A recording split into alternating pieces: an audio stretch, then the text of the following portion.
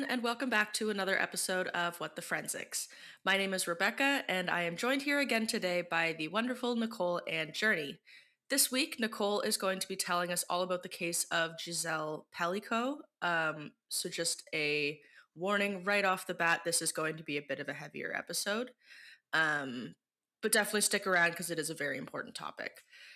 Just before we get started, some housekeeping things. Leave us a review or comments wherever you're able to. We love reading them and they help us know exactly what kind of content you want to hear more of. Like, subscribe, and follow us wherever you can. This helps us grow and reach more people. And also remember that while we try to do our best for research, we can still make mistakes as we're still actively learning with you. So we hope you enjoy learning with us, and we do our best to be as accurate as possible. So just before we get started, I would also like to note that there is a listener's discretion advised, as we are going to be having discussions of rape, sexual assault, and violence against women. So definitely take care while you're listening to this episode. And yeah, just take care. Maybe take a beat after it. Go do Yeah. something you enjoy. Yeah. Yeah. With that said, Nicole, would you like to just jump right into it? Let's get started. I'll rip the band-aid off with this one and we can start. But yeah, it's definitely gonna be a heavier episode. It's one that I had no idea about until last month, essentially, when another article I had read had mentioned this case. And then the further I delved into it, I was like, wow, this is actually traumatic and insane, the size of this case. I'm surprised not more was heard about it. So hopefully we can shed some light to it all and raise awareness, I guess, for whatnot. But so Giselle Guillou, I believe her maiden name was, she was born in December 1952 in West Germany while her father was serving in the French army. She and her family moved to France when she was young, and she would later meet Dominique Pellicot, and then the two of them would marry. So they married in 1973, and they had 3 children together. Giselle had a career as an executive at a utility company, and upon retirement, they moved to a small little medieval town in southern France. And this was the home where their 7 grandchildren spent lots of time with them as they grew up. They seem to live kind of an idyllic life from the outside. However, in September of 2020, Dominique was caught filming up women's skirts in a supermarket, and he would be arrested for that. He was the one that had to tell his wife he had been arrested. And in an interview with Giselle, she recounts it as coming as a shock to her, as something a bit quite destabilizing, since she had never known him to have done anything to her or kind of anything suspicious or violent to women. Her first string of thought when finding this out was maybe that she could help him by finding a professional that he could talk with, or maybe this is just an abnormality that he could work through. But this, however, wasn't actually the first time he was caught filming up the skirts of women. It was back in July of 2010 in another shopping center. He was arrested for similar acts using a camera allegedly hidden inside of a pen, and he was filming again up the skirts of customers in this supermarket. I didn't know they actually had cameras and pens. Like that seems like a spy Right? weapon. Especially Yeah. in 2010, I feel like the tech wasn't where it's at like it is today, like with meta glasses and things like that. Like you kind of anticipate that for the level of technology we have, but I Yeah. don't know, 2010 seems early. Yeah, I agree. He ended up pleading guilty and only paid a nominal fine. Like I think it was 100 euros or 150 euros, something like that. And that was it. His Wow. wife Giselle was never told about the incident at the time, but his DNA had been taken by police, Oh. which I think is kind of standard, at least in Canada. I believe any kind of crime involving, while this wasn't a sex act, it was still along the lines of that. And I know Mhm. within Canada, you provide a DNA sample for the registry. That's kinda smart. So I would assume hopefully that would be something similar in France. Yeah. Um, so in 2020, after he was arrested for his second time upskirting, the police met with Gisèle after Dominique's arrest, and it was then that she was told that her husband of half a century had been drugging and raping her while she was unconscious for almost a decade. While Oh. Dominique, Mhm, and it gets worse. So Yeah, and I knew that, but it is still jarring to hear. to hear and to find out from police too, after an Yeah, incident where you just said, well, he's never done anything to me and I've never known him to be violent against other women. and they've been married for 50 years. Yep. Yeah.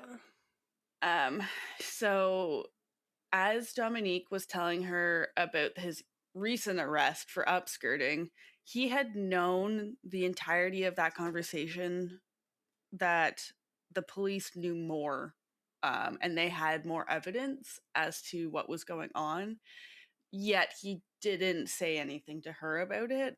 And he left it for the police to inform her at the police station or wherever it was. Because it was during the police's initial investigation when they were looking into this upskirting, they found photo and video evidence of him raping his wife. And then the more they investigated, they found his hard drive, his laptop, and phones. They were confiscated, and over 20,000 photos and videos were found that showed Dominique and horrifically 72 other men raping Gisèle while she was unconscious. Jesus, that's horrifying. Hmm. And they found many photos and videos in a hard drive folder just labeled abuse. Oh, So obviously they knew what they were doing. I find it I'm going to be very angry this episode, I will say, just forewarning, but the audacity of men to abuse women in this way, but then just video and photograph and just package up the evidence for investigators too by even labeling folders like abuse and things like that. It's just you're so dumb. Like you're yeah. actually so fucking dumb. Yeah, that's infuriating. But police had identified at least 92 counts of rape against Gisèle by 72 men that ranged in age from around 22 to 74 years old. Wow. And yeah, at first she thought it must have been like photoshopped or nothing really happened. And like, understandably, she was not able to process what she was seeing before her. And in an interview, she did say like I just ended up dissociating from it all. Yeah, as you would. Rightfully so. How do you begin to process finding this information out? Yeah. Uh, and I will say all of this was in France, so much of what I'm reading, if not all of what I'm reading, was translated. So like quotes may not be verbatim because they've been translated to English, and names have French pronunciations that I'm just butchering, but just as a preface to that. Um, And when they were combing through the thousands of pictures and videos, police also found photos of Gisèle and Dominique's daughter, Caroline, sleeping in a hoodie and her underwear, half naked. And these were photos that she didn't even recognize as her own when the police had shown her. Wow. And yeah, it supposedly wasn't until she was brought to the police station, shown the photos, and had like a shared birthmark pointed out to her that she clued in and realized that those were photos of her sleeping. And he Weird. had a folder, right? He had a folder named Around My Daughter Naked. But unlike Gisèle, no video evidence had been found that she was drugged and assaulted.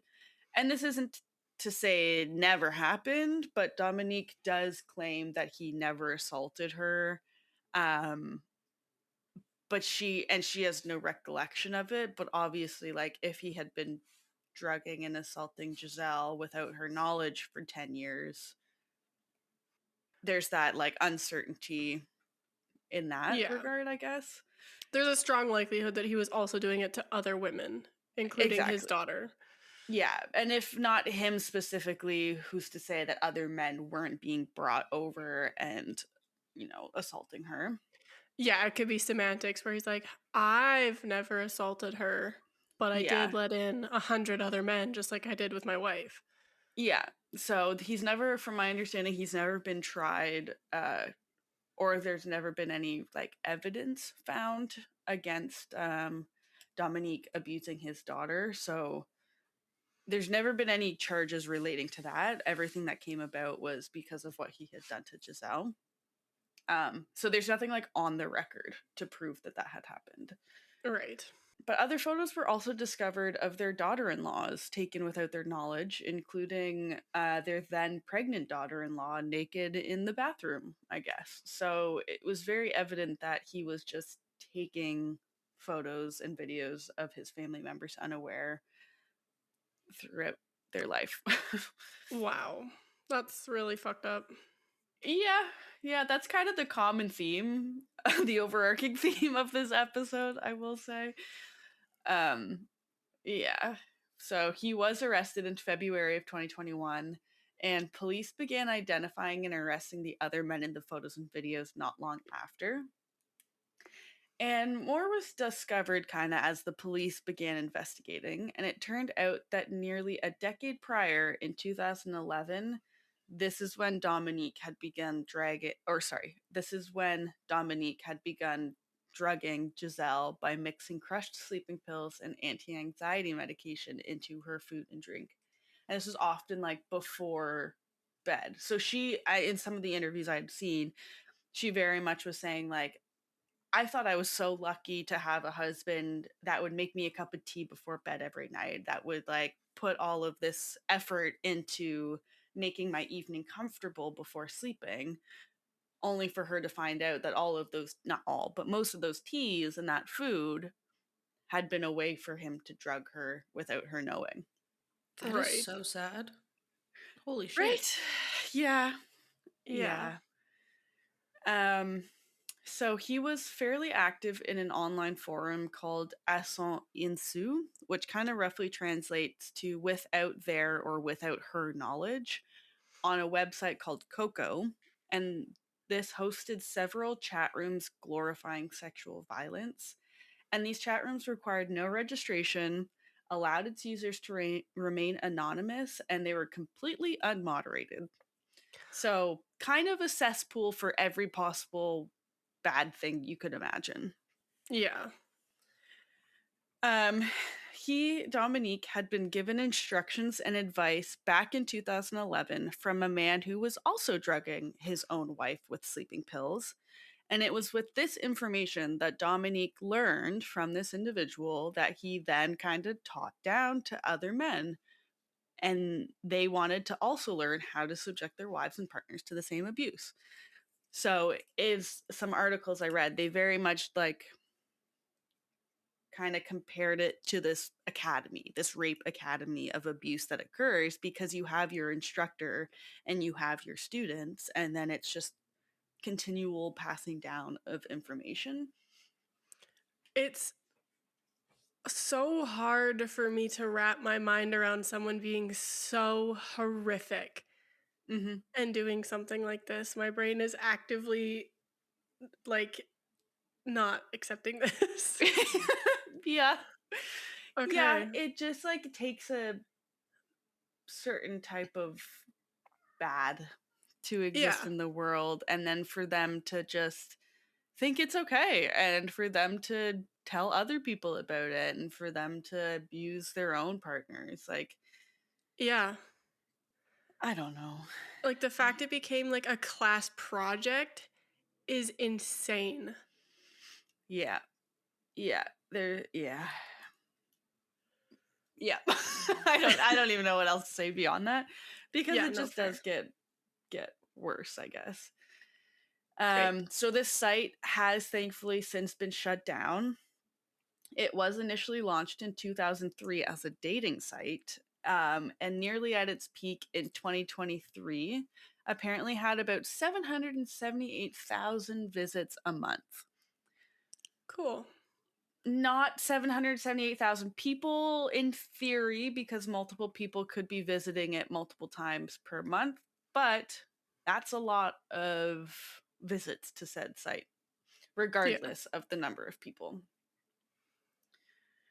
So, for nearly a decade, Dominique used this forum to enlist dozens of men to rape his wife at their home in a southern French village that only had a population of about 6,400 people.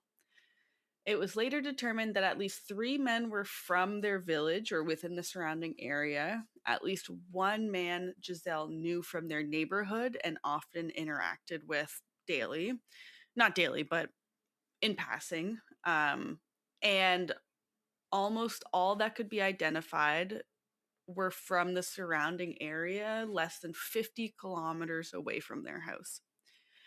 So you have to kind of wonder if this is happening in a village of 6,400 people and 72 men are involved in this, of the rape of one person, kind of what the parallels and extremes are to like densely populated areas, to Yeah. towns with millions of people that reside there, kind of thing.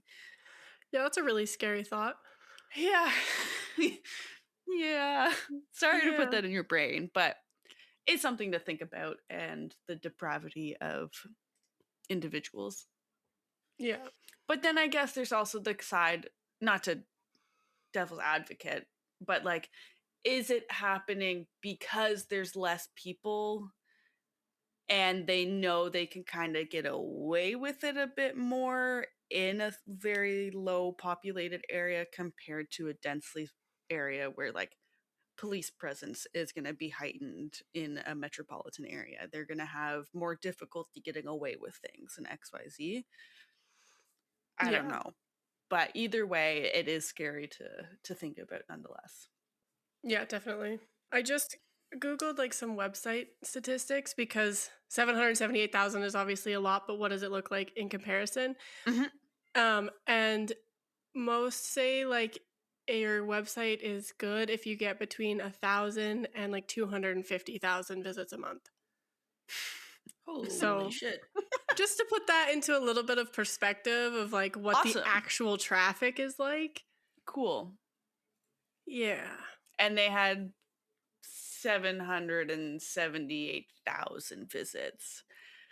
Yeah, there's this one website that says around 8% of businesses with under 10 employees have 250,000 to 10 million total monthly visitors. Okay. Yeah, there's a range, but definitely it should kind of put into perspective that 778,000 is actually a lot of visits. A lot. Very much so. Yeah. But yeah, regardless, I do think it's just a lot more than you would anticipate. Because I think with like the other sites too, like Google and Pornhub, those are like you said, global sites that kind of everyone knows about, and you hear it and you're like, yeah, okay, I know of it. Whereas something like Coco, I had never heard of before. And so I think it shows an alarming amount of folks, like I said, kind of going out of their way or like specifically finding site like that, or being told of that site from someone else, and it kind of just gets passed down, and that's a certain demographic that is using those sites. Yeah, 100%. But yeah, police reports showed that after Dominique's first discussions with these men in that forum, the initial forum, he would then kind of move their conversations to Skype. And on Skype, he would video call them and sometimes show Gisèle unaware over that video call. And then from Skype, he would then move communication to text messaging. So I don't know if like through these phases, he was like selecting who he could trust and who he kind of would ultimately have over to abuse Gisèle, but like it does show some form of pre-calculation and like thought process behind the movement of communication. Yeah. And it was in these chat rooms and separate channels of communication that Dominique also shared intimate photos and videos of Gisèle, several of which showed her being raped, and several other men shared with him that they also wanted to do the same to their own partners. So this came back to like the whole teacher-student thing. Right. And so after drugging Gisèle with sedatives and her food and drink before bed, he would wait until she was unconscious and then invite the men over in the late hours of the night. And his rules were that they could not talk loudly, they had to remove their clothes in the kitchen, they could not wear perfume or smell of tobacco. And so, like, it's just so obvious. Like, he's doing everything to make sure that she's not aware. And so he, like, which, sure, whatever. I get that that's the point if you're abusing and drugging your wife for nearly a decade, but like it just seems like too much work. Just don't abuse your wife. Yeah. Like like Like why don't we what's just not go through all of those steps and just like I don't know. I will never understand, but like what's I he don't know. getting out of this? Like is he getting some sort of sexual gratification, or is he just that like He fucked up that must. this is something he likes? Yeah, I don't know. I don't know. I don't know if I ever want to know, but some of the sort, I would say. Yeah.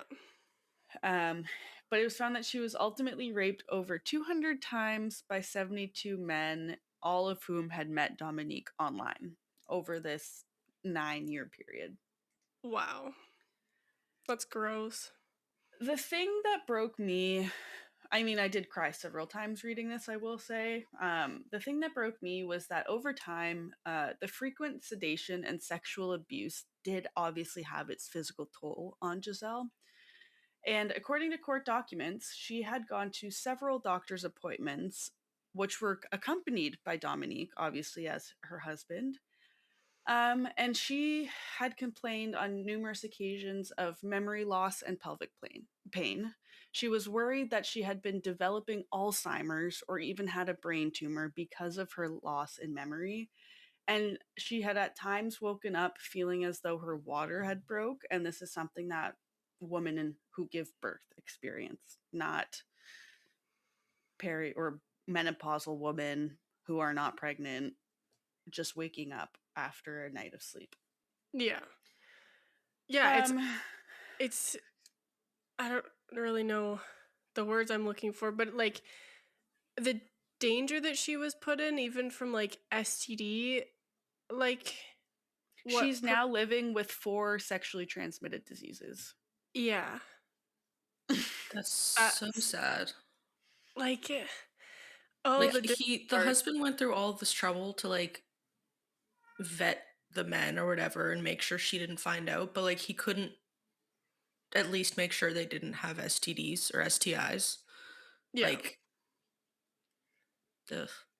And then the audacity of him to accompany her to all of these doctor's appointments and Yeah. reassure her nothing's like you're okay, everything's fine, you don't have Alzheimer's, you don't have a brain tumor, like, Yeah.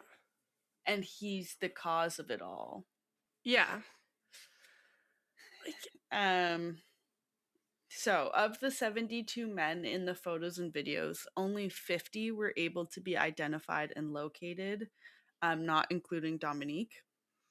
And these men were journalists, they were nurses, counselors, firefighters. They seemed to work every type of profession, and many of them had children and were even in decade-long marriages. And the wow. French yeah. Yeah. Wow. And the French media referred to them as Monsieur Tout le Monde, which kind of roughly translates to Mr. Everyman or Mr. Everyday Man because of the varying ages, professions, and the family lives that they had. It really was just anyone off the street that was abusing Gisèle. Yeah, Ah, okay. you really don't know what's going on in someone else's head or what's going on in their home. Yeah. Yeah. And I was watching footage and like interviews and videos of like the court proceedings too. And like they all were trying to hide their faces. They all didn't want to be seen by the public. They all needed to stay hidden because I don't know. It's just like, fuck you. Like, you're gonna Yeah. go and do this, and you feel like you should be hidden from the media and from everyone knowing what you're capable of? No. Yep. No, you made your bed, now you get to lie in Uh, it. yeah. And I'm so sad and mad. And I'm sure they're still working on trying to identify the other men, but they just like couldn't be located or they couldn't be properly identified because of either like the quality of the photos or videos or whatever. But Yeah. um yeah, 51 men in total in 2024 went to trial. And at the time, both Dominique and Giselle were 72 years old. I had not expected them to be so old. Mm-hmm. Like, this is, like, very much like a 30 to 50-year-old type That you age would range I was anticipate. expecting. Yeah. Yeah. Yeah. And I think that's what also kind of struck me hearing this all was like, I'm gonna cry. It's fine. Like, this is someone's grandmother, and this isn't like, this is 7 people's grandmother. And like, this Yeah. isn't to take away like from the abuse that younger women face too, but it's like, it really just shows that all women, regardless of their age, are facing this abuse on the daily. And like, it goes so unheard of or like, I don't even know how to formulate sentences right now, but it's like, you only hear of the extreme cases. And for us to be hearing of this extreme case, for it to be a grandmother, is just like that much more impactful and shocking, I think. Yeah, I think there is sort of like a thought of like, okay, well, once I reach a certain age, I'll be safe. But then Yeah. you realize that as a woman, you're actually never safe Yeah. because, like, this is her husband, the father of her children, the grandfather of her grandchildren, Yeah. who she's been married to for 50 years. Yeah. Yeah. Anyways, we can all take a deep breath together as we go on. Um, but I really commend her, and I wish I could give her a hug. She chose to waive her anonymity for the trial, and so in doing so, it meant that the public and the media would be aware and they could see her and they could attend the trial, they could cover this. So she really became the poster image for this kind of abuse and bringing awareness to this kind of violence. Hmm. And so rallies were held in 30 or so cities to really express outrage of what was going on, but to also show their support for Giselle. And she demanded that the videos and photos of her abuse be seen in court, hoping that it would help and encourage other women to speak up. And so she stared down her abusers day after day throughout the trial, which was about 3 months long, and just scoffed at really any defense claiming she had been a willing participant in it all. And like, I can't genuinely comprehend or fathom the strength it takes to like be so unaware for a decade, think that you have Alzheimer's or a slew of other medical problems, be told the most, like, not the most, but one of the most life shattering pieces of information, and then have the courage and strength to sit in a room with all of those men Yeah. for 3 months. Like, I don't know. I think, I don't know. I just takes a, it doesn't take a certain kind of woman, and I'll get into this because she doesn't want to be seen as a certain kind of woman, but like, it just is commendable for her to be that pillar of strength, I would say. Yeah. And she's so brave for withstanding all the shit that got thrown at her. Because, like, Yeah. for all the 30 or so cities who showed their support for her, there are also those who would hurl accusations and insults at her. And I do think it takes a very brave person to Mhm. be able to, like, subject yourself to that and still stay strong through it all. Mhm. I agree. But I do think too, every woman has that capacity of like bravery and strength in them too. And I think it's the justice system and the behaviors of others that can really be preventative in that, in making positive change or like having, and really the safety of women to be able to, I wouldn't say the privilege of going up against her abusers, but like not every woman has the ability to go to trial or go to police or even be heard and listened to by the police. So Yeah. obviously there's a lot of factors at play in this, but it is very commendable for choosing to waive her anonymity.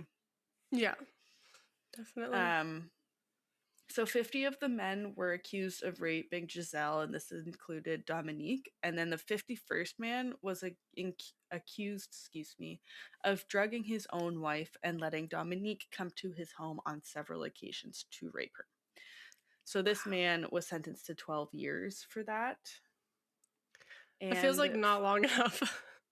yeah, none of these sentences feel long enough. But I'll get into kind of why, which is even Yeah. more infuriating.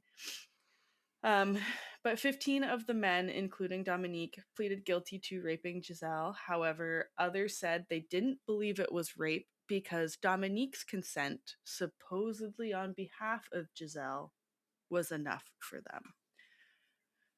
Um, Uh, I well, hold that thought. okay. In total, all 51 men were charged and sentenced to some degree. 46 men, including Dominique, were convicted of aggravated rape. 2 were convicted of attempted rape, and 2 were convicted of sexual assault. Many testified they believed. Many testified they believed it was all part of the couple's sexual fantasy or game between them, so it wasn't rape at that point.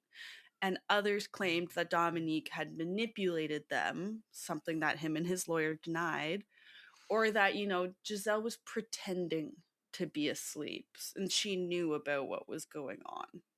Right. Uh, During testimony, though, Dominique said that the responsibility should be shared among the 51 co-accused, stating, "I am a rapist, just like all the others in this room." Like, So, does he want a sure, round of okay, applause for taking accountability for whatever. doing a I shitty know. thing? Like, Like, fuck shut you, up. bro. Yeah. um, But with the videos and photos shown in court, obviously the defendants were unable to deny their participation.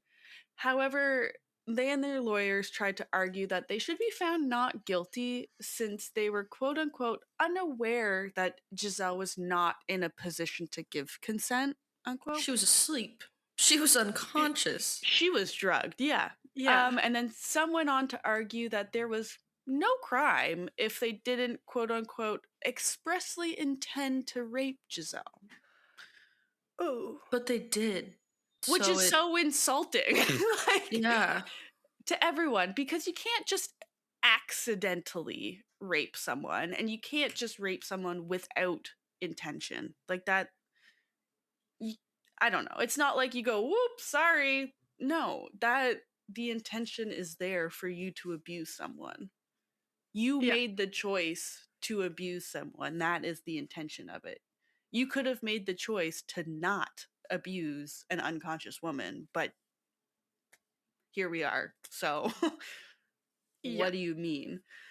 Like, you're part of an Um, online forum that glorifies sexual violence.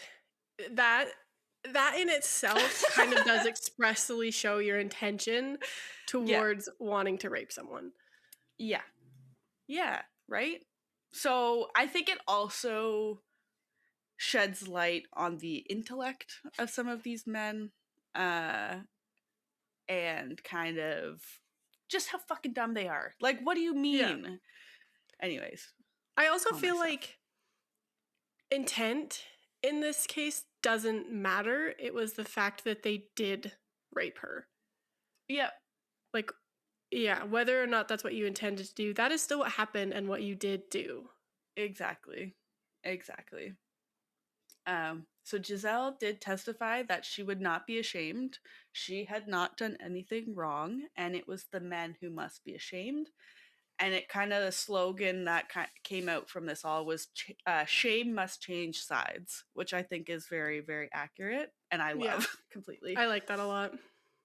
Um, so Dominique received the maximum sentence of 20 years, and many others received sentences kind of ranging between 3 and 15 years. This was unfortunately less than what the prosecutors sought. And a few of them were unfortunately as well only given kind of suspended sentences from my understanding. But most did get prison time, which makes me feel good. And their names were publicized? And I think it has come out from what I had seen, not most of the articles didn't name them, but I do believe they're out in public knowledge. Okay, that's good. A volunteer firefighter was sentenced to 9 years, and his testimony was basically along the lines of quote unquote, my body raped her, but my brain didn't, end quote. Sure. Oh, I have That yeah, so that doesn't many.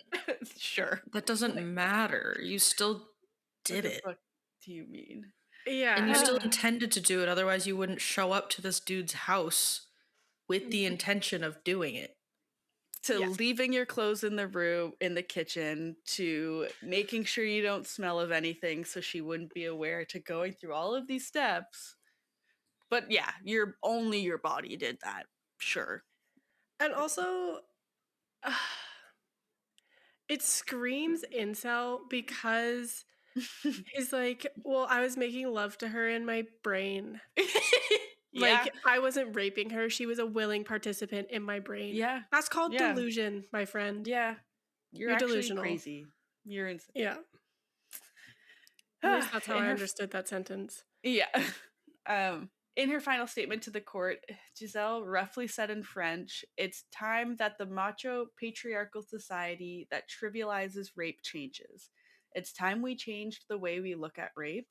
And at the age of 72, Giselle became a symbol of female courage and resilience. After the sentencing, too, she said along the lines of, I now have confidence in our ability to collectively seize a future in which each woman and man can live in harmony with respect and mutual understanding. This, of course, most of what I've been saying has been translated from French, so it may not be verbatim, but you do kind of get the idea of what she's getting across. Yeah. You're walking a tight line, Lewis.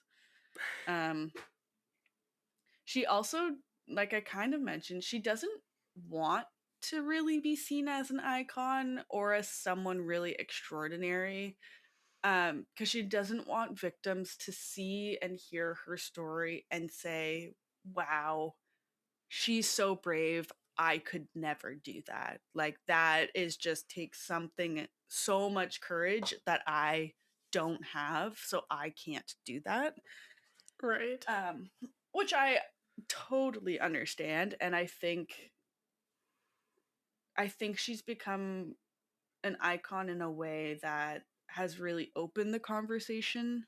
Obviously, we're having this conversation, this episode, because of it all, but Yeah. it does allow victims, it opens another door for victims to seek the help and justice that they deserve. Yeah. And I do appreciate that she's been adamant on saying every victim has the strength to do what needs to be done. They don't have to be ashamed of anything. It's the abusers that need to be shamed.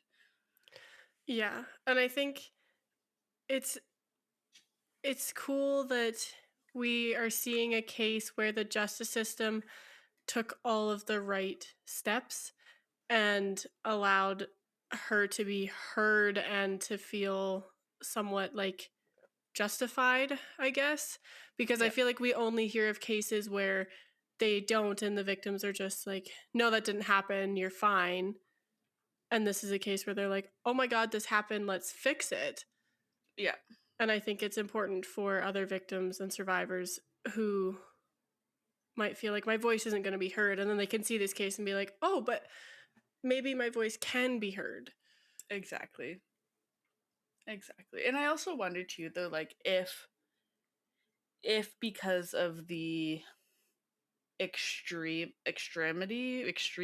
of this all is kind of what played into obviously media coverage and the justice system actually doing what it should be doing and Yeah. having that video evidence, because it does make me think of the he said she said of one woman being abused. Okay, but is the justice system going to treat that differently than XYZ, which is unfortunate, but I think is the reality at this day and age of they can't prosecute based on woman's testimony, which is often all there is, Yeah. unless you get men like this who video and photograph them.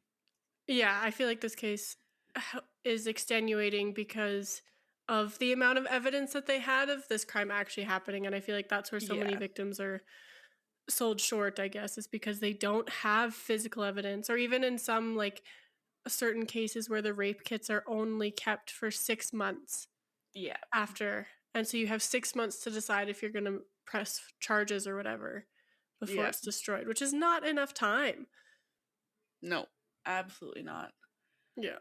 And no, this level of trauma could take years just to come to terms process with on your own, like Yeah. with yourself.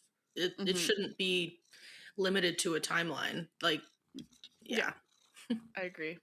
Yeah. So after the sentencing too, one man appealed his conviction. This makes me roll.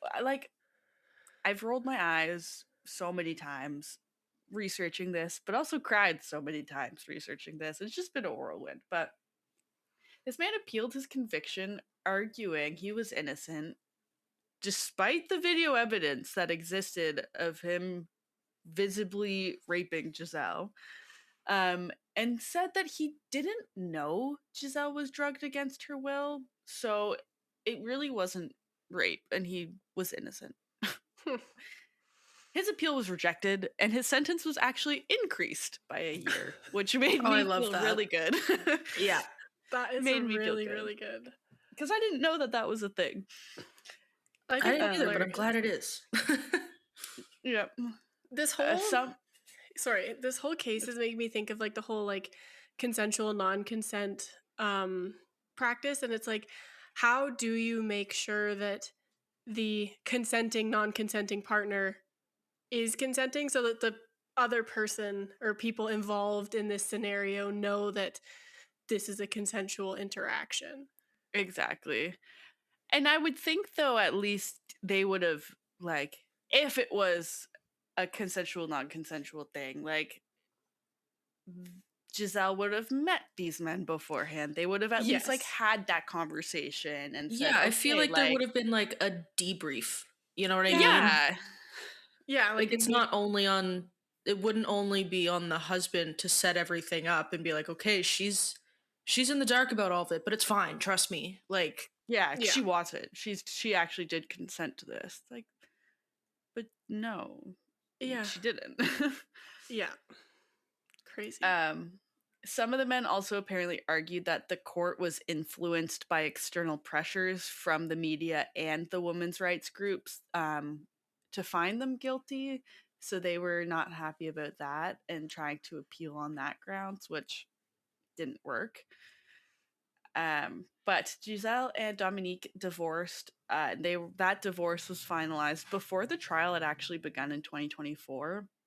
But she had decided to keep Pelicot's name for the trial, in part for her grandchildren to kind of be proud of her and their name that they had for seeing the strength and the resilience. And then she now legally uses her maiden name, though. Okay. Yeah, I was going to ask because I was like, I would have a hard time keeping my abuser's last name. Yeah. But knowing that it does also belong to their children and their grandchildren, that would be tough. Yeah. And I don't think, I mean, as for me, I don't know if I'd want my maiden name used in this kind of media attention and court case too, because it really was the Pelicot name that Yeah. abused her. And now I think she's really trying to like regain that, or not regain, but like redefine the Pelicot name for her children and grandchildren. Yeah. And I also Whereas if feel like she, it kind of really emphasizes the fact that she was abused by her husband. I was just gonna say that too. If you threw in and the use of the maiden name, well, now it just seems like two unrelated parties, not a married couple of almost 50 years. Yeah. And in 2025, this was a baffling part to me. I mean, all of it's baffling, but French Parliament added consent to the legal definition of sexual assault or rape because before this, and while Dominique and all of the other men were on trial, sexual assault and rape were defined as, quote, any form of sexual penetration committed with the use of violence, coercion, threat, or surprise. So nothing in the law mentioned consent at the time. And I think that's why many of the men were saying, like, consent was very a wishy-washy testimony or argument, whatever, defense, Yeah. because it wasn't in the law. And so Wow. this amendment had been like years long debate, I guess, but it was this case that really renewed the urgency. And the new bill would make defenses such as those provided in Dominique and Gisèle's case, saying that consent more difficult to claim, saying that consent must be quote unquote free and informed, specific, prior, and revocable, end quote. Okay. So France's highest administrative court in March 2025 said it would be backing the amendment, and then it got its final approval. So it wasn't until October 2025 that consent had been added to the legal definition of French law. Holy. Damn. Like, I'm glad it's in now, but holy shit, it took them long enough. Yeah. Yeah. It's So also, like you were saying at the beginning, it's wild that some of this was like wrapping up at the end of last year and we were hearing nothing about it. nothing. Yep. Absolutely nothing. I only heard of this last month because of a different CNN article that was shared at work that mentioned like a paragraph in it. Yeah. And then that is what was like, oh, wow, I've never heard of this. Let's look into this. And it was like a whole, wow, this is a lot. This should have been made aware of prior, like Yeah. shared more broadly. And I feel like I had heard about something similar to this case like a long time ago, probably when this was going on. And I searched up like men who drugged their wives to rape them or something, and I did not see her name. Yeah. At least to That's my memory I didn't, which is yeah. shocking. Yeah. That's alarming. And I do wonder if there was some like, I don't know how media works in across languages and countries, but I wonder too if that French to English difference kind of resulted in a bit of the delay. I don't know. Yeah. But there were individuals like CNN or BBC, they were covering this as well in English. So I don't know. I don't know how media works, but Gisèle, like I kind of previously said, that hopes that the enormous interest and media coverage of her case will help other women who have suffered sexual abuse come and speak out about it. And when talking about her own bravery and kind of letting the entire world see her pain, she had said that it wasn't courage, but it was determination to change things. And it's not just her battle, but the battle of all rape victims. And I really, again, commend, I'm using that word a lot, but appreciate and commend that she's using her voice and that place of not necessarily privilege, but the ability to do so. Mhm. Um, and I just really do see her as like the grandmother of all victims. And she's like that warm, welcoming, supportive woman that's kind of taken on the face and the brunt of it all. But the French government has also pledged to roll out state funded testing kits that could help someone determine if they've been given drugs without their knowledge. I'm Oh, not that's cool. 100%. Yeah, I'm not 100% if this has come to fruition yet or where they are in that process, but I do hope that it comes to light or comes to existence, I guess. Um and unsurprisingly, two cold cases had been reopened by the French authorities looking into Dominique once this mass serial rape had come to light. I was gonna ask, like, the escalation from 2010 to 2011 seems extreme. So I was gonna be like, what what was his history like? And now I What feel else like you're went gonna get into it. on? Yep. So in 1999, a 19-year-old estate agent, Estella, reported that she was choked, threatened with a knife, forced to lie on her stomach, then rendered unconscious with a soaked cloth placed over her mouth. She was able to fight off her attacker when regaining consciousness, and it was determined that the blood found on Estella's shoe ended up being a match to Dominique's DNA. So at the time, Dominique was around 46 and also a former estate agent himself. Hmm. He initially denied having anything to do with Estella's attempted rape, but when confronted with the DNA evidence which did come to light during trial, he eventually admitted to the attack but still denied attempting to rape her or using a knife.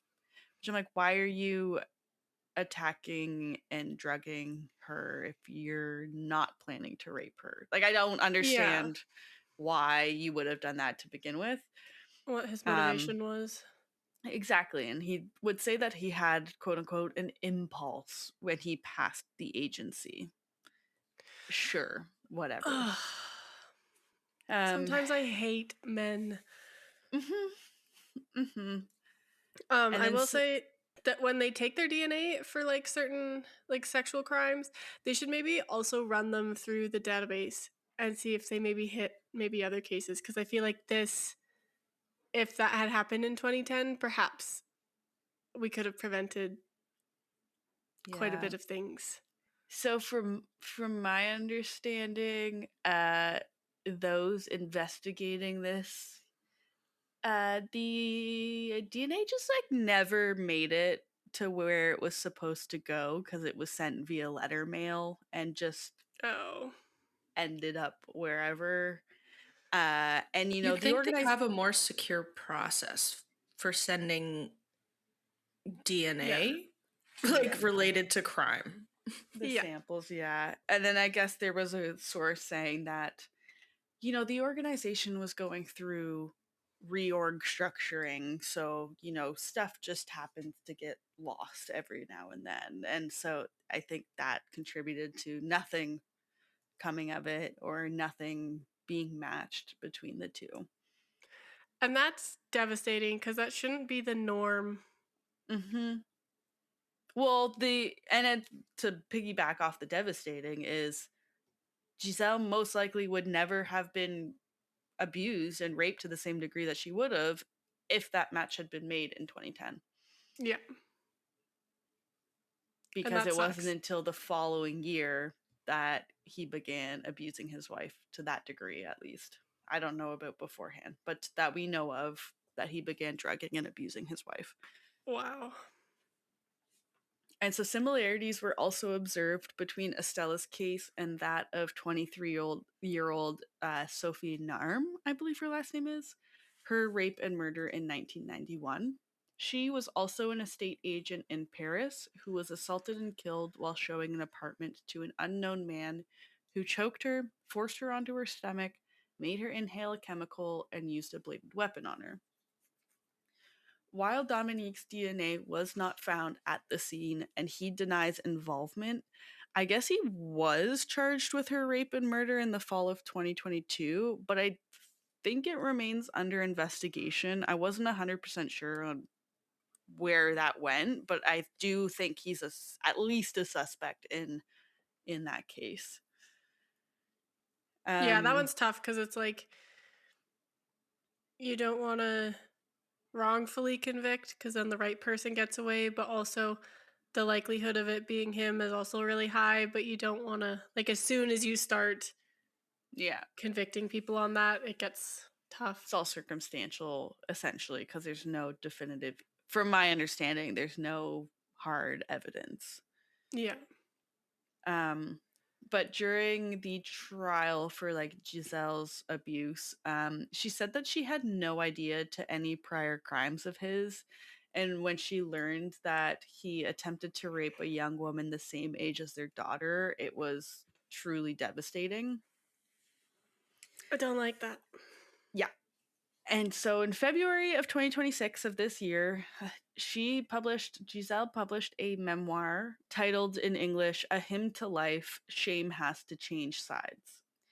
She continues to live with the physical and mental traumas of what she endured, but she is an advocate and speaks out profusely about this. Regarding the website Dominique used, known as Coco, it had been considered a threat as early as 2013, with organizations calling on the government and internet service providers to shut it down, but they were always unsuccessful, in these attempts. I wonder why that is because I feel like if you go on there and you see what they're talking about, it should be fairly easy to be like, we're done with this.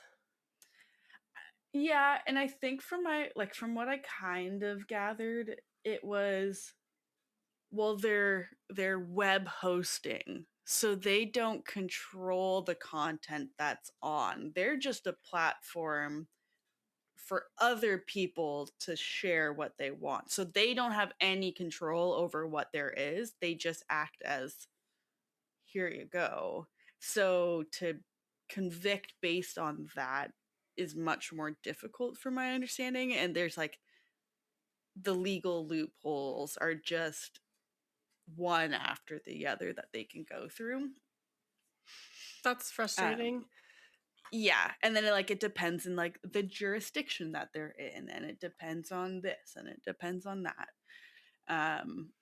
But it does seem easy, and in theory it seems like, oh, there's this video of a woman that is being seemingly abused, but again, on some of these sites, how do you know XYZ?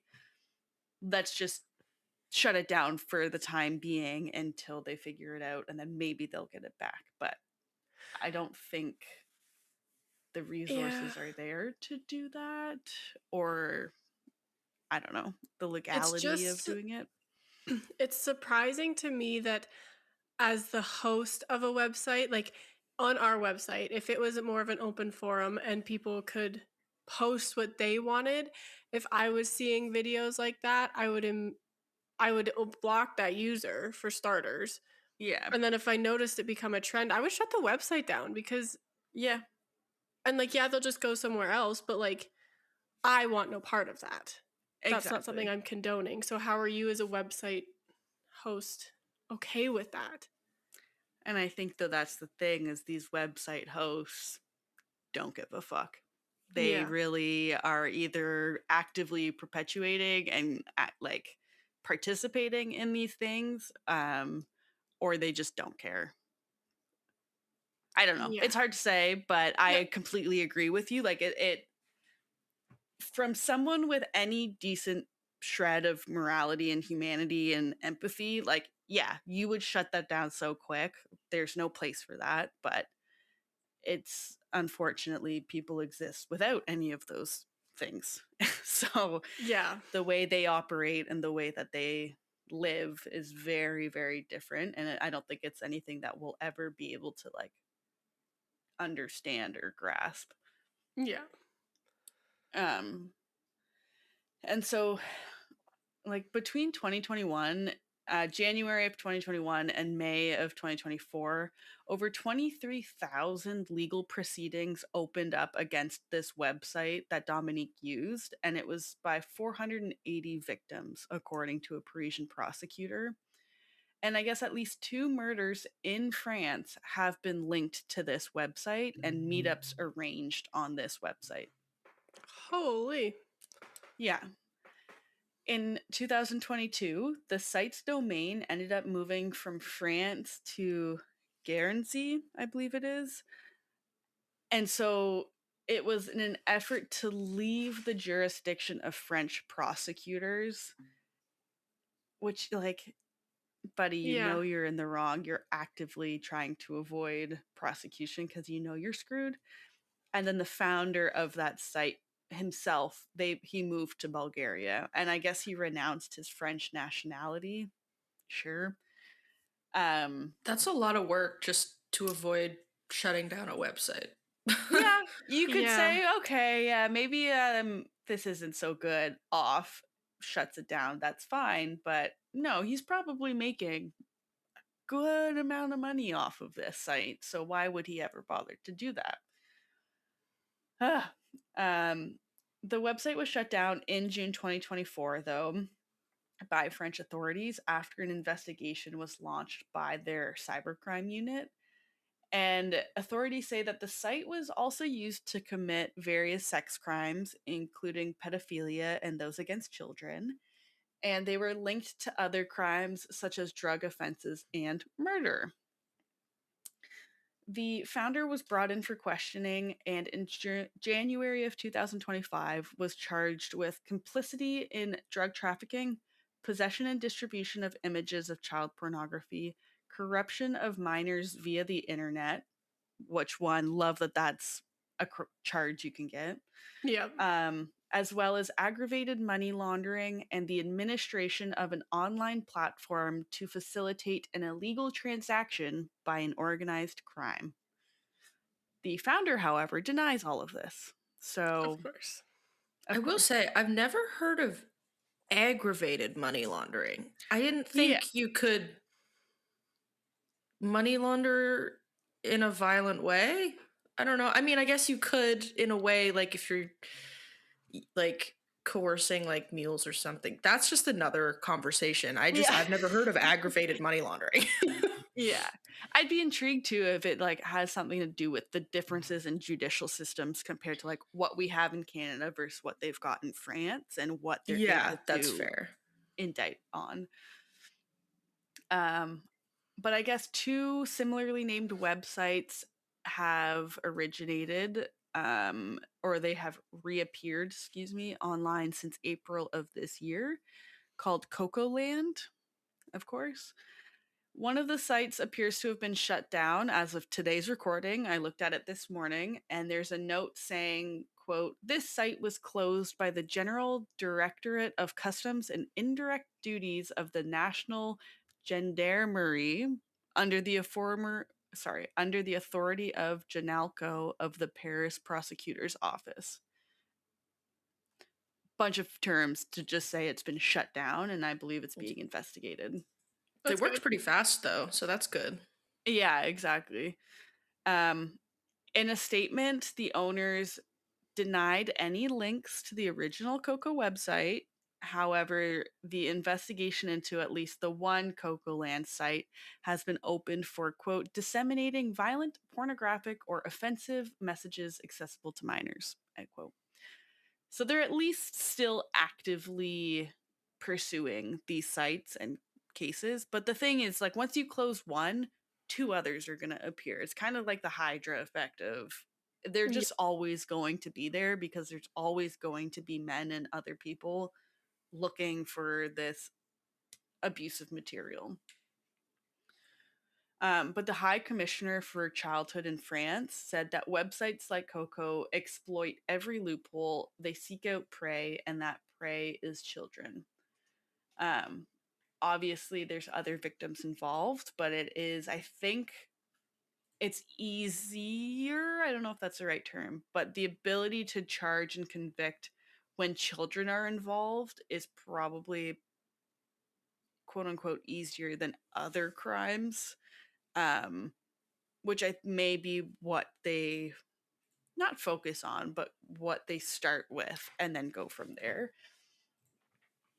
And then just briefly too, because of how unfortunately prevalent all of this abuse against women is. In Germany, there's been a series of investigations into 8 men who were members of a Telegram group chat called the German Driving School. These men abused women who were almost exclusively their partner's colleagues, friends, or acquaintances, where they would also drug them and abuse them, and they would share photos and videos of their crimes and use code words to discuss what drugs were used, what dosages were used, and what they did to their victims once they were unconscious. So, for example, looking for a car would refer to searching for a new victim. Oil or fuel were code words for sedatives used. Luxury car referred to an especially attractive woman, and sedated women were referred to as dead pigs. Wow. Gross. Also, why is it all car related and then sedated is that's just this whole thing is so gross. Yeah. Yep. So 3 men of the 8 have been charged so far from what I could find, the most recent being April of 2026. And he was found guilty of 2 counts of attempted murder and 7 counts of aggravated rape, and he was sentenced to 11 years and 3 months in prison. He had been accused of drugging and raping his neighbor at least 7 times between February and December of 2024, in which he knowingly administered life-threatening doses of sedatives and anesthetics. Unsurprisingly, there's more in the media about these crimes against women, and it was through an investigation by CNN journalists that all of this is where I kind of first heard of it and learned about it. And these journalists identified what they called a hidden online world where the commodification and amplification of sexual violence against women is flourishing. Cool. They had found a porn site that was home to more than 20,000 videos of so-called sleep content uploaded by users that had hundreds of thousands of views. This website, which had around 62 million visits in February alone, and whose core audience was in the United States. The sleep content was first reported by German investigative journalists and found to be categorized using tags such as hashtag passed out and hashtag I check.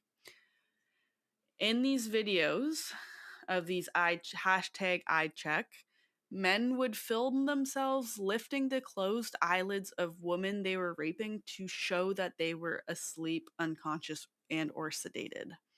Some of these videos would surpass 50,000 views. Other users advertised live streams where they abused women in real time and often charged money per viewer, with cryptocurrency as the preferred method of payment. As of today's recording, that website has a banner at the top of their page saying, "We're happy to be back and truly appreciate everyone who's been waiting. We have strengthened our moderation systems and processes to more effectively detect, prevent, and promptly enforce against illegal content. Every report is now publicly tracked with its complete resolution history so the community can see exactly how it was handled. We rely on the community to keep this platform safe," end quote. Or I they could tried. just shut down the website. Yeah. Yeah. Yeah. I checked the audit log too, and there's nothing that, from what I looked at, there's nothing that you can like find more information about. It was just like every 3 minutes there was a log of like pending or active. So you couldn't see what was being kind of reported, what the outcome was. So it just seems like a blanket. We're doing our due diligence, illegal is bad, but also it's up to the community to determine what's safe and what's not safe. Right. Um, And so the sleep and the eye check tags I couldn't find, but that's also not to say I also didn't want to spend my morning today looking too deeply into that. That's so Um fair. and that's not to say though that like a different loophole or different tags were created. Because within a few clicks, I had found a photo posted of what seemingly looked like an unsuspecting naked woman with a caption of, I confess I have fantasies of my girlfriend getting rough gang banged and impregnate by a group of intruders. It's hot that she doesn't know who impregnated her. Use the poll to confirm you would be one of the intruders. What else would you do with her? Oh, Jesus Christ. all So I it's have are sounds of disgust. That's disgust. all. Yeah. Um, so it's obvious that like this will always exist, I think, until I just think this will always exist. Men will always find ways to abuse women, and I personally can't envision a world, and this may be very very pessimistic of me to say, but like I can't envision a world in which men don't abuse their role and power and assertion of that over women. Yeah. I don't know. And I like that Like it, is a very unfortunate thing to say and to think, but like to read and hear about things like this, how can you not? I don't yeah. know. No, it's 2026 and women are just asking that we don't get assaulted and that's too much to ask. Like Hmm. we just want to feel safe, like our existence isn't in danger, Yeah, and yet that's asking too much.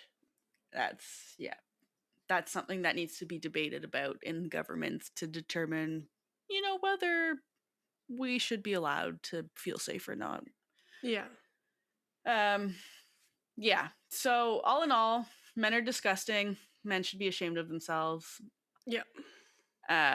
This is, yeah, a lot to digest, obviously, and I know we've covered kind of heavier topics, but I think this one especially is seeming very heavy because one, how recent it is, how current it is, that the extent of it all, and that more is coming out about it all. Well, Nicole, um, thank you so much for walking us through this case and then also um, just all of the disgusting websites that are still lingering around. I'm glad to hear that there are some governments trying to do something about them, but obviously it's not enough. It's unfortunately never going to be enough. Yeah. Just as is the nature of the internet, one thing comes down, as you said, two things are going to pop up, which, Yeah. oh God, I wish that would change. But I don't know how to make that happen. Yeah. um, but yeah, this was a really difficult but very important Yes. conversation. I really appreciate you walking us through it. Um, I'm going to move on to our next part because this has sparked a lot of anger and sadness. And yeah, I just appreciate you taking the time. I can imagine this was a very difficult one to research. So thank you for doing what you did, and I really hope we can see some sort of justice for more of the victims of this in the future, but unfortunately only time will tell. Yeah. um so with that said, Journey, I know you have a little something to share with us for our kind of forensic corner or our little aside from the big case. Would you like to share that? Yeah. I do first just want to say thank you, Nicole, for going to the extent you did in terms of researching this case. It was not an easy one. So I appreciate you really going the distance to making sure that we do have the most accurate, aggravating information possible. It's a hard case, but it's one that I think deserves to be talked about, and I think Yes. conversations need to be had. So I will happily do the digging to share that information. So I'm glad that we were able to do this episode in general. Yes, definitely. So my forensic corner does not involve forensics at all, but it is concerning women, and it is something that I personally am very excited about. And it was just that PCOS has been renamed and re-identified as polyendocrine metabolic ovarian syndrome, which I think I'm is also very excited about that. I was so excited to hear about that. Yeah. right. So it used to be known as polycystic ovary syndrome, which is PCOS. It impacts 1 in 8 women, or more than 170 million women worldwide. Wow. And I think that now that it's kind of taken away the um, criteria of needing cysts, we're going to learn that it impacts, I feel like, a lot more women, because Yeah. now we're focusing more on like the metabolic, um, like your mental health, your skin, your fluctuations and hormones. Just, I feel like it is now a broader term that will encompass so many more women, because I know that, like, for myself personally, I've always kind of been like, I wonder if I have that, but I don't have ovarian cysts. Yeah. So then immediately I'm like, oh, well, then it must be something else. But I feel like Yeah. now that it Everything focuses, else kind of aligns, but you Mhm. don't have that one criteria to. Yeah, the yeah, old name definitely limited a lot of women from not necessarily seeking diagnoses, but being taken seriously, quote unquote, or being ultimately diagnosed with other things. Because with that in the name itself, like it makes it seem like Yeah. that's it has to be present, which isn't yeah, necessarily the truth. exactly. And like, you can tick every other box, but if you don't have cysts, then it's going to be that much harder for you to get a diagnosis to hopefully help you. I don't know if I don't know the words I'm looking for, but just kind of help you live a less painful existence in a sense. I Um, think Mhm. I think too, in doing so will help with research efforts and yeah, help with, like you said, Absolutely. diagnoses efforts, because the medical research and literature surrounding women's bodies is like so vastly underreported, undercovered, under everything, that like I think we're going to be seeing more and more research come out about women's bodies, women's health, and I think this is a great start to all of that. yeah. And I feel like this is kind of why I wanted to talk about this with this episode, is because we hear, like, I feel like the whole episode we've kind of gone back 50 years in terms of women as rights, I guess. But I feel like we're entering this golden era of women medical research, where we're going to learn so much Mhm. about the female body and what it is to be a woman and what's actually going on inside of us. And I'm Mhm. really, really, really looking forward to that. Mhm. Need to. And Well, even like this article that I'm getting my PMOS information from, it says that it took 14 years of global collaboration to even change the name of yeah. this. Yeah, which is such a long time, but it's things are finally happening. Yeah, the ball's rolling. Yeah. So I think that's just exciting for women everywhere, I feel like, because it is something that affects everybody. Mhm. I So completely agree. I Thank you that's for really all I sharing that. have.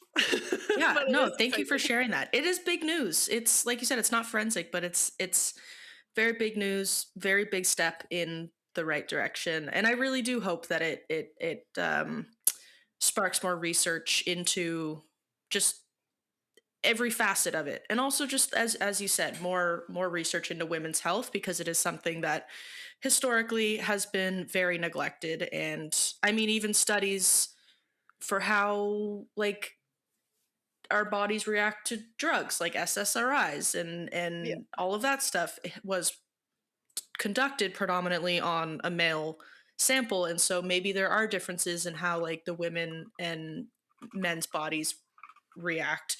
It's important research, and I think we're going to be kind of I'm hoping we kind of step into like research that's already been done but focusing on women. I think that Yeah. could kind of it would be a step in the right direction. Um yeah. Thank you so much for sharing that. And thank you, Nicole, for sharing that case as well. This has been a heavy episode, so definitely take care of yourself after watching it. Go have a tea, go for a walk, do something um, that kind of eases your brain a little bit. With that said, if you enjoyed this episode and you'd like to hear our next one, topic is a little bit up in the air right now. So if anybody has any suggestions over the next week that this is posted, let us know. Otherwise, you'll just have to tune in to figure out what it is. So, with that said, any like resources we talked about, sources, just anything that might have been relevant to the episode and any articles that Nicole had used for research. You'll be able to find the resources on our website, which is whattheforensics.ca. You can follow us on social media to stay up to date with our newest episodes and just all things What the Forensics. That's Instagram, YouTube, Facebook, and TikTok, all at What the Forensics. Our website, as I said, was whattheforensics.ca. This is your one-stop shop for everything that is this podcast. So definitely check it out. And if you wanted to contact us directly, there is a contact form on our website, or you can reach out using the email whattheforensics@gmail.com. This has been another episode of What the Forensics. We hope you've learned something new, and we are excited to see you next time. Bye. Bye. Just a reminder to everyone that we are not professionals in the forensic science field. We are just interested in forensics and want to share what we are learning with our listeners. We're trying to give you the most accurate information, but we are human and can make mistakes. Thank you so much for listening, and we hope to see you next week.